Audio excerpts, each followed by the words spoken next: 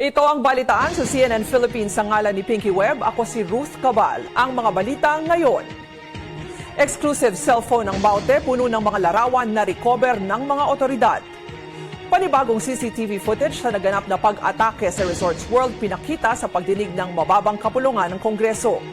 At mahigpit na seguridad ipatutupad sa concert ni Britney Spears bukas sa MOA Arena.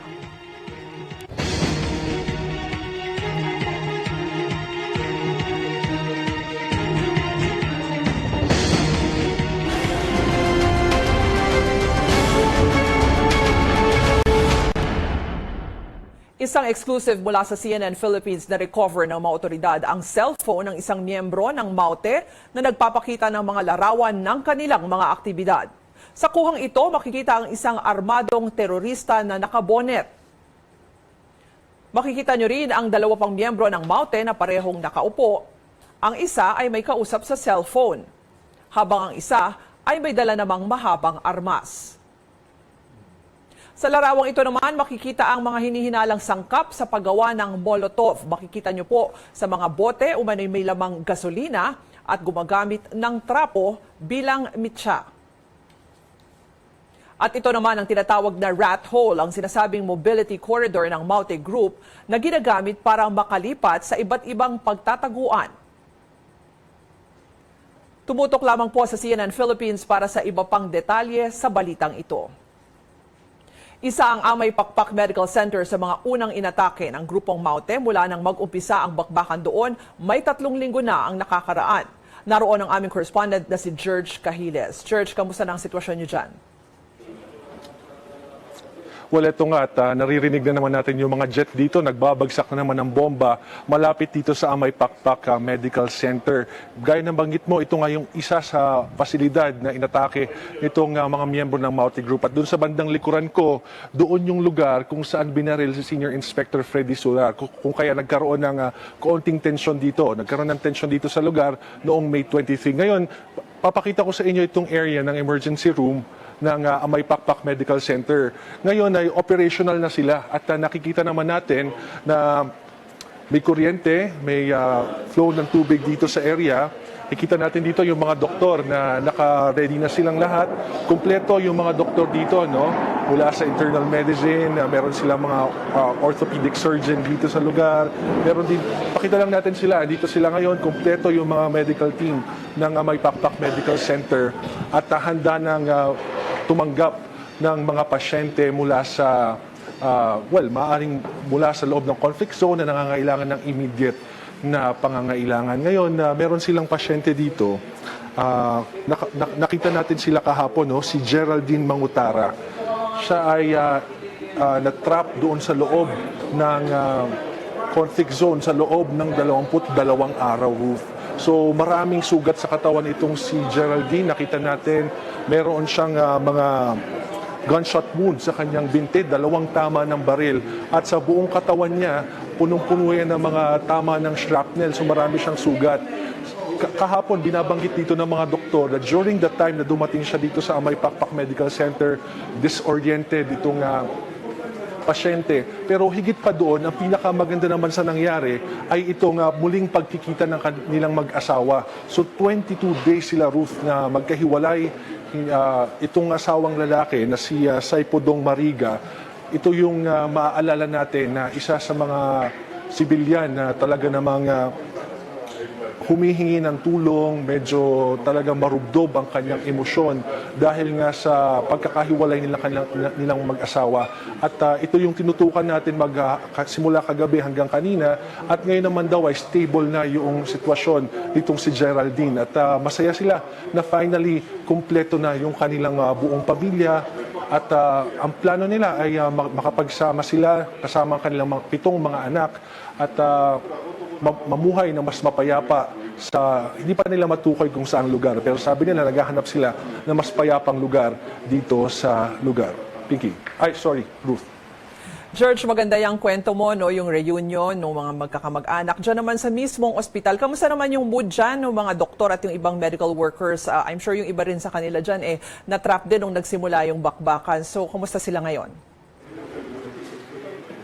Actually, ito, makikita nyo sila ngayon na talagang nasa mood na magtrabaho itong mga tao kasi nakita natin yung buong pasilidad, no? Napakaganda, state of the art ang kanilang pasilidad dito, comparable dyan sa malalaking ospital dyan sa Metro Manila. Kung kaya naman, nanghihinayang din sila kung hindi nila magagamit itong facilities, lalo na at may matinding pangangailangan sa ngayon. At tuloy-tuloy naman, no? Itong ating mga empleyado dito, mga doktor, mga nurses, kumpleto sila dito at handa nang magsilbi sa sino mang mga kailangan ng tulong nila.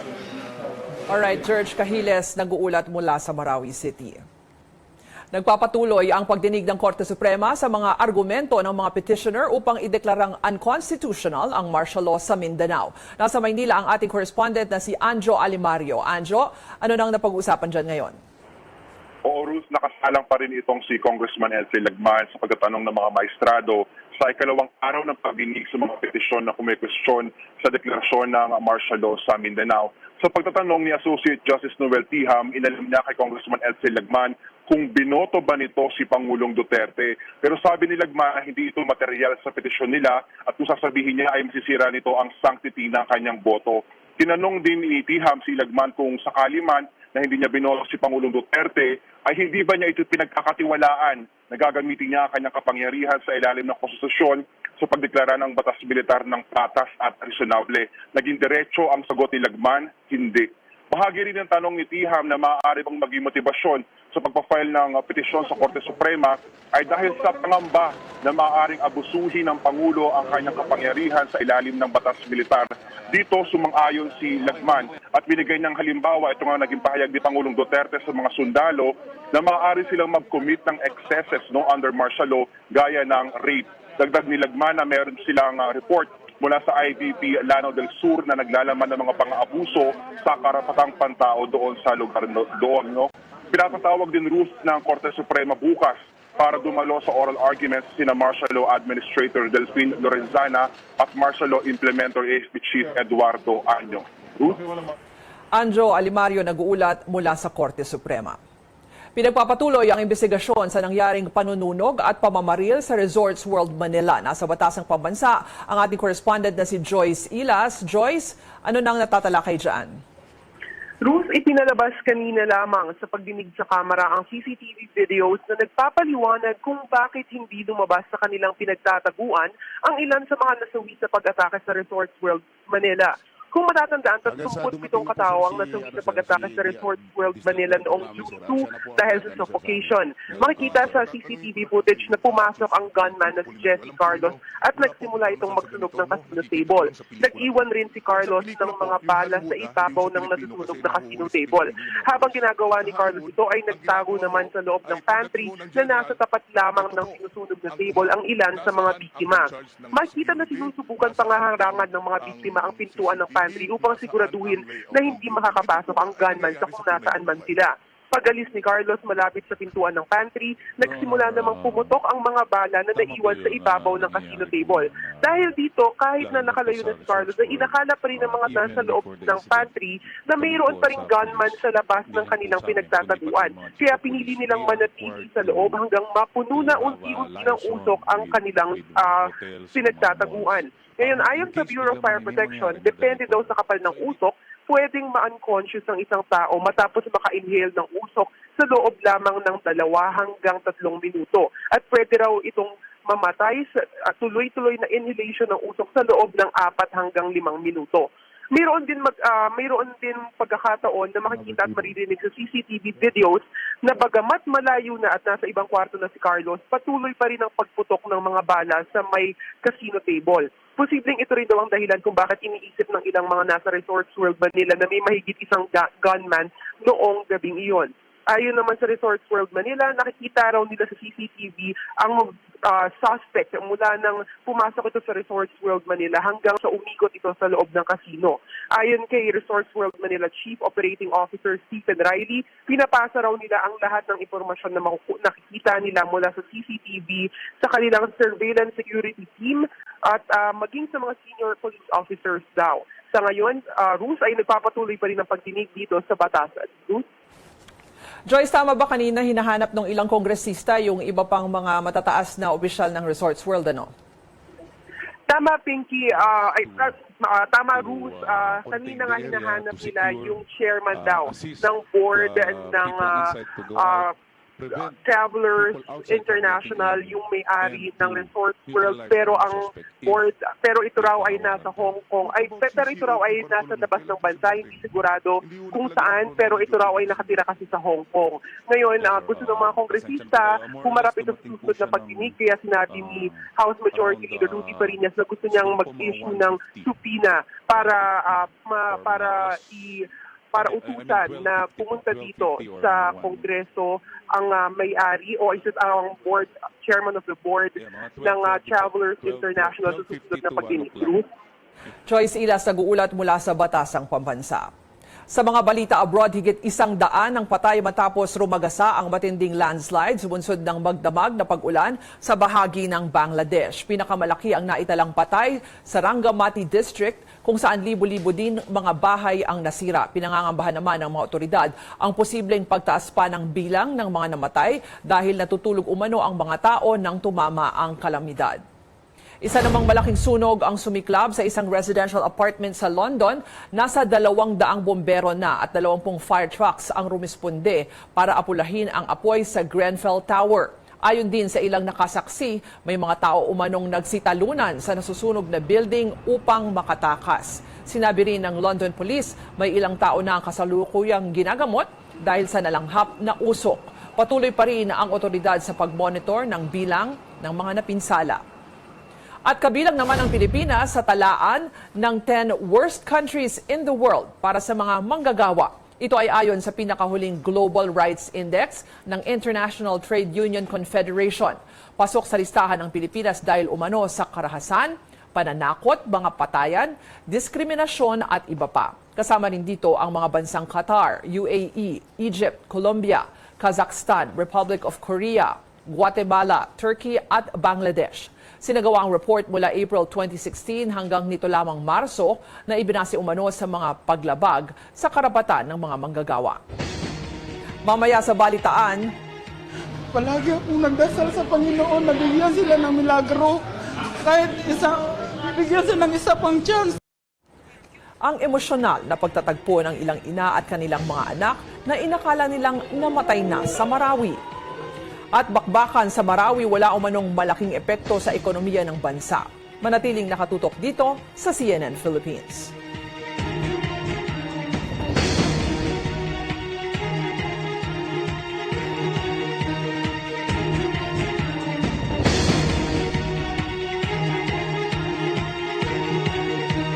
Okay, nagpapatuloy tayo ngayon sa Facebook Live. Ito po ang balitaan and maraming nagko-comment sa inyo tungkol dito sa mga nangyayari sa Marawi. Sabi ni Maggie Olivas, watching from Sharjah, UAE, I pray for the safety of the people in Marawi. Sabi rin ni Maria Cassandra Velez, ingat daw po sa mga sundalo at yung mga pulis dyan na lumalaban sa Marawi. Si Nera Ramos Jose, nakita niya yung kaninang storya natin tungkol dun sa Amay Pakpak Hospital. Sabi niya, sayang naman daw at maganda pa naman yung ospital. Pero ang magandang balita nga dyan, yung nag-ooperate na ngayon yung hospital kahit na medyo mahigpit rin yung security dyan.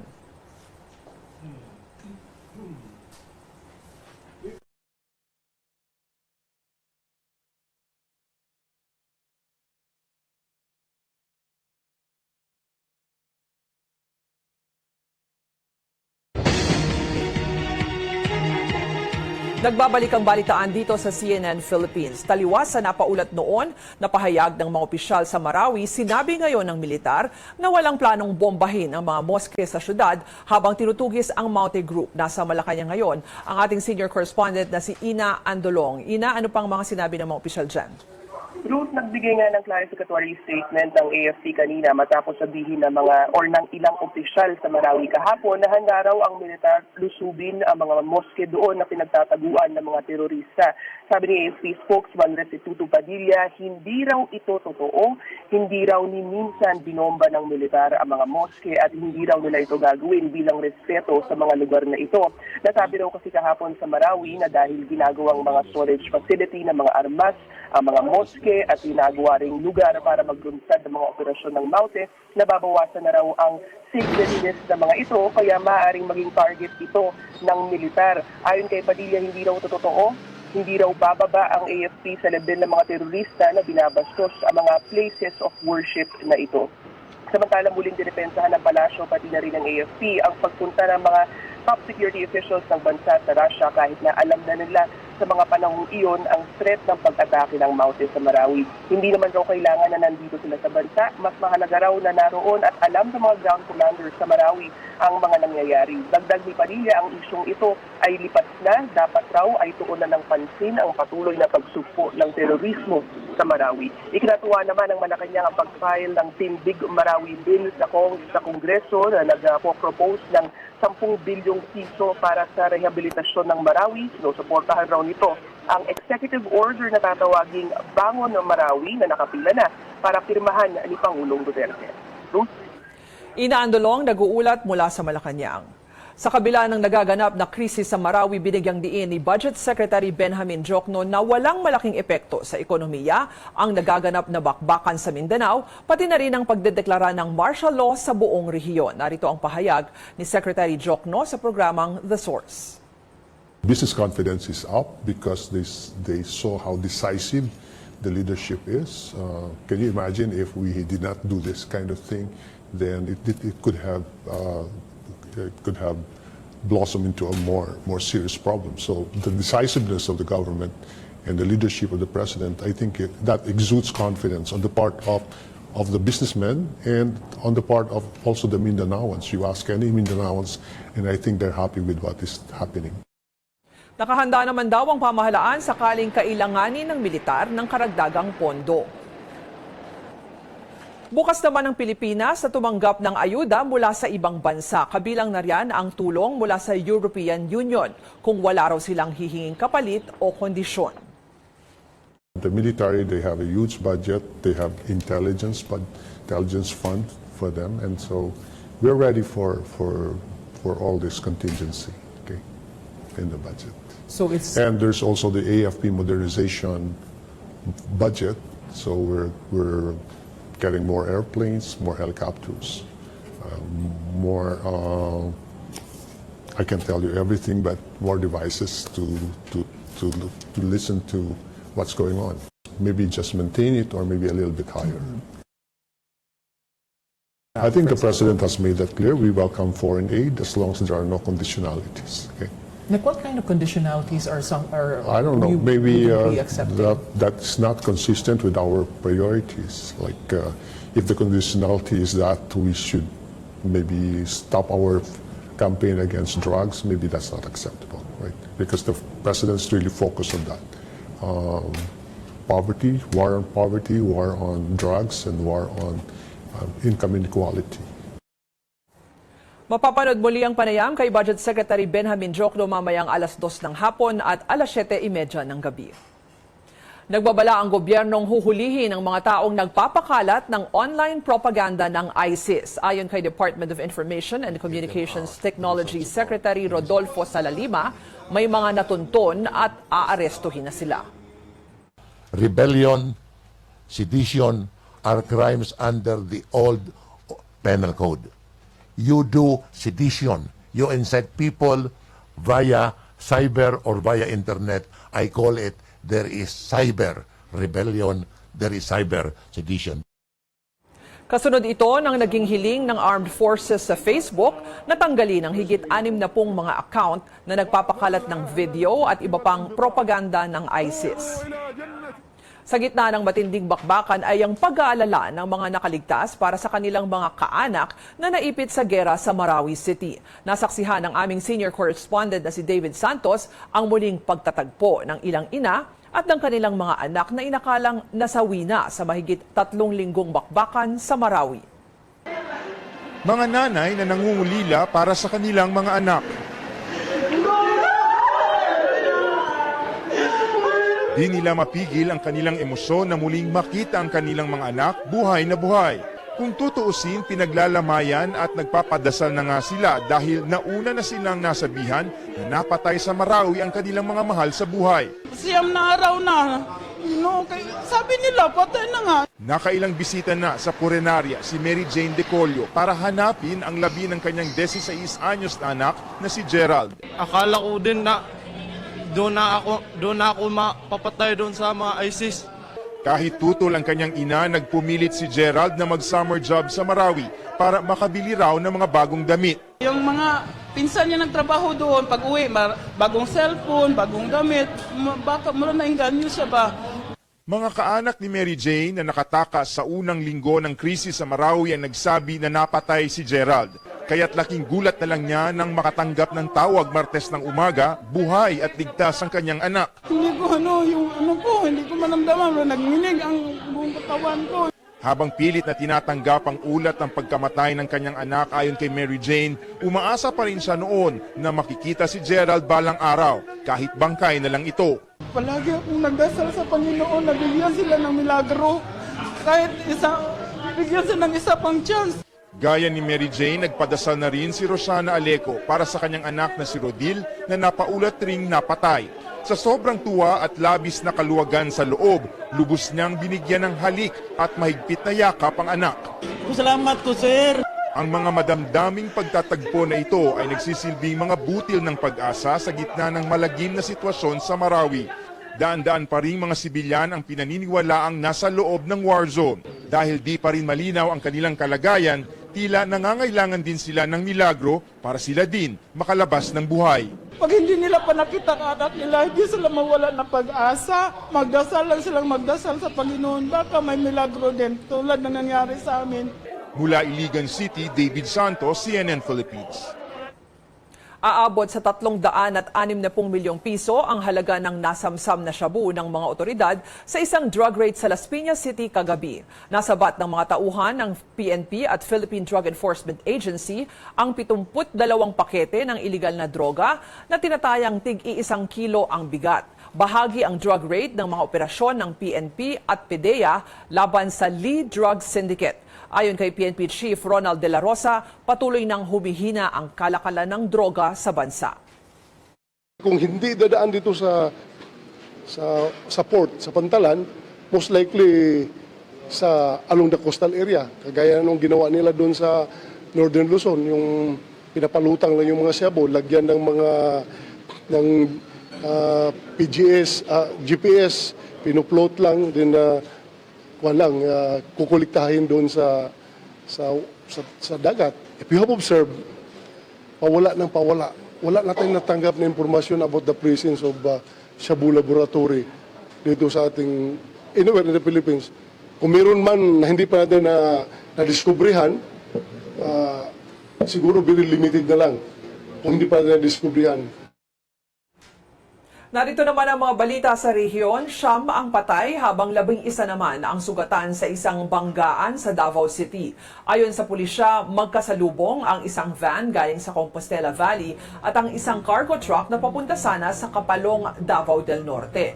Nag-overtake daw ang van sa isang sasakyan, dahilan para sumalpok ito sa paparating na truck. Kinikilala pa ang driver ng van na may 18 pasahero. Pinaalala naman ni Davao City Vice Mayor Paulo Duterte sa mga traffic enforcer, mahigpit na ipatupad ang speed limit sa lungsod. Sa Mindanao pa rin, binigyang pugay ang kabayanihan ng 5 sundalo mula North Cotabato na namatay sa bakbakan sa Marawi City. Binigyan ng posthumous awards ng lokal na pamahalaan sina Captain John Carl Morales, Sergeant Marlon Baldovino, Sergeant Eric Jason Coros, Sergeant Angelo Estores Jr. at Corporal Elmer Bueno. Naghandog din ng awitin at video presentation sa programang Alay para sa mga ito na dinalawan naman ng kanilang mga pamilya. Sa aming pagbabalik, granted, no? Kaya kailangan talaga nating mag-prepare with all what is happening not only here in the Philippines but all over the world. seguridad para sa concert ni Britney Spears bukas handa na. At silipin natin ang collaboration ng Starbucks at ni Lady Gaga. Kayo'y nanonood ng Balitaan sa CNN Philippines.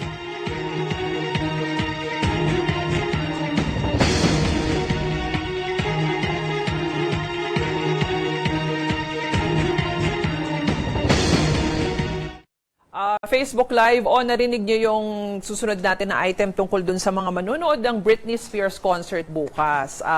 Mahigpit yung security dyan, kaya siguro abiso na rin sa inyo yung sinasabi ng mga pulis na pumunta kayo ng maaga just in case magiging mas mahigpit yung inspection than the usual. Of course, kung matatandaan nyo, yung mga security measures na yan ay dahil dun sa nangyaring pag-atake dun sa concert ni Ariana Grande. Kaya syempre, hindi pa kasi siguro yung ating mga otoridad. Sabi ni Sandy Bonde, thank you sa CNN Philippines tungkol to dun sa ating mga paghatid ng balita. At sabi naman ni Nino Pinalva, Ma'am Ruth, meron pong breaking news sa London. Yun nga po yung iniulat natin kanina, may isang malaking sunog dyan sa London kung saan mahigit 20 floors, 27 floors I think, yung isang apartment building na malakas yung sunog. Kanina madaling araw, umaga pa lang kasi ngayon dyan sa London. And we will also try to find out sa DFA siguro kung may mga Pinoy na nakatira dyan sa apartment building na yan. So just tutok lang po kayo dito sa CNN Philippines for more updates dyan sa balitang yan.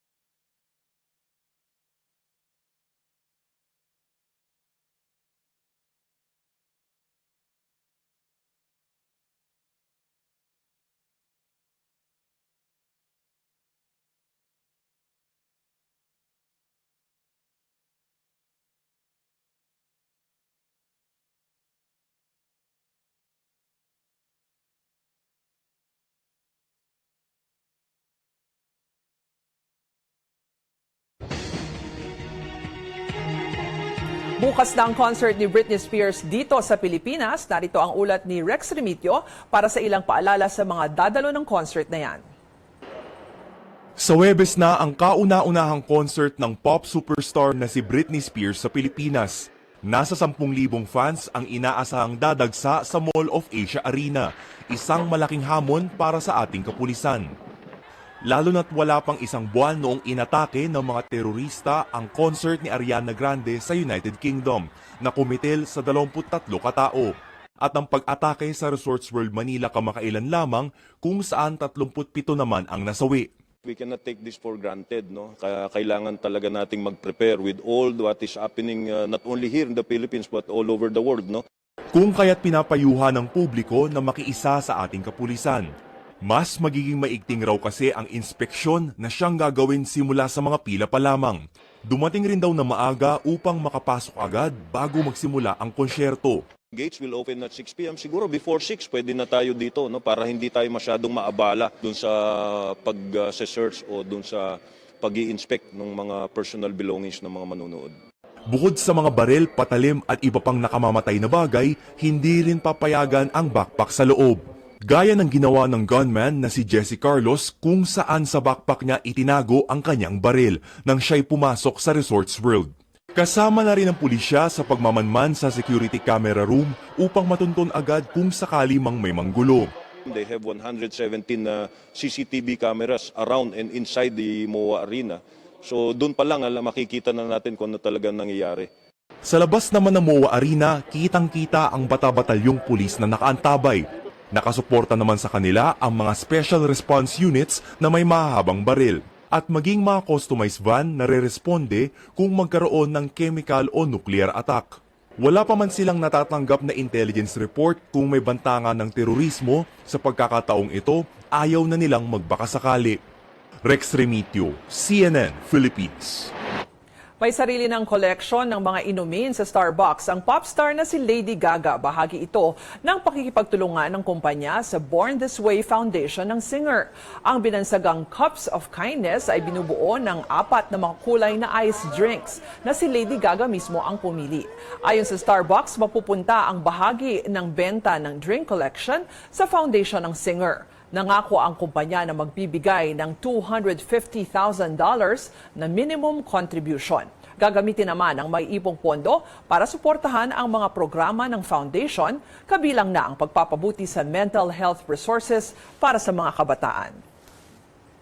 Humanga naman ang Wonder Woman star na si Gal Gadot sa makeup transformation ng TV host actor na si Paulo Ballesteros. Sa kanyang verified Facebook account, nagpost ang aktres ng video ng transformation ni Ballesteros bilang Wonder Woman. Sa caption, sinabi ni Gadot, "Wow, this is incredible." Nakatag din ang official FB account ng aktor. Magdadalawang oras pa lang ang lumipas mula nang i-post ni Gadot ang video at umani na ito agad ng mahigit 300,000 views. Meron na rin itong halos 40,000 reactions. Bumuhos naman ang comment ng Pinoy netizens sa post ng Wonder Woman star. Sinabi ni Georgina Dado na iiba talaga ang talento ni Ballesteros at proud ang lahat ng mga Pilipino sa kanya. Napawaw din si Vien Alteza at sinabing magaling talaga ang TV host actor. Si Alejandra Feria Lopez napahanga rin dahil siya raw hindi na nga makapaglagay ng maayos na lipstick. At yan ang kabuuan ng balitaan ngayong Miyerkules, June 14, 2017. Sa ngalan ni Pinky Webb, ako si Ruth Cabal. Hanggang bukas, magandang tanghali.